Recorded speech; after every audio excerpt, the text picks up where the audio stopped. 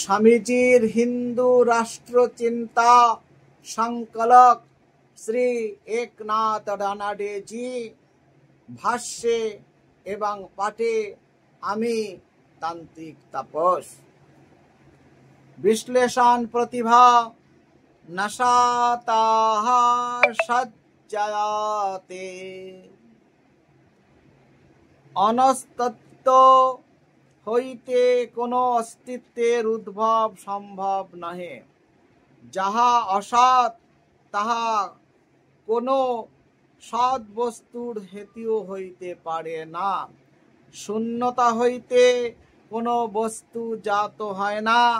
কার্য কারণ নিয়ম আর্য জাতিরই মতো সুপ্রাচীন। এই নিয়ম সর্বশক্তিমান। কোন দেশ বা কালের সীমা ইহা আবদ্ধ নহে। প্রাচীন ঋষি কবিগণ ইহার মহিমা কীর্তন করিয়াছেন। দার্শনিকগণ ইহা প্রণয়ন করিয়াছেন এবং ইহাকে ভিত্তিপ্রস্তর রূপে স্বীকার করিয়া আজ পর্যন্ত হিন্দু জাতির তাহার জীবন দর্শন রচনা করিয়া চলিয়াছে।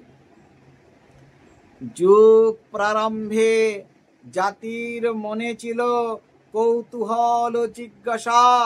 অল্পকাল মধ্যে সেই জিজ্ঞাসায় বলিষ্ঠ বিশ্লেষণে পরিণতি লাভ করে এবং যদিও আদি যুগের প্রথম প্রয়াসের মধ্যে কাঁচা হাতের অপরিণত স্বাক্ষর ছিল, যেমন থাকে সুদক্ষ স্থপতির প্রাথমিক সৃষ্টির মধ্যে, তথাপি নির্ভীক উদ্যম ও নিখুঁত বৈজ্ঞানিক প্রণালীর মধ্য দিয়া সে এক বিস্ময়কর ফল প্রসব করিয়াছিল।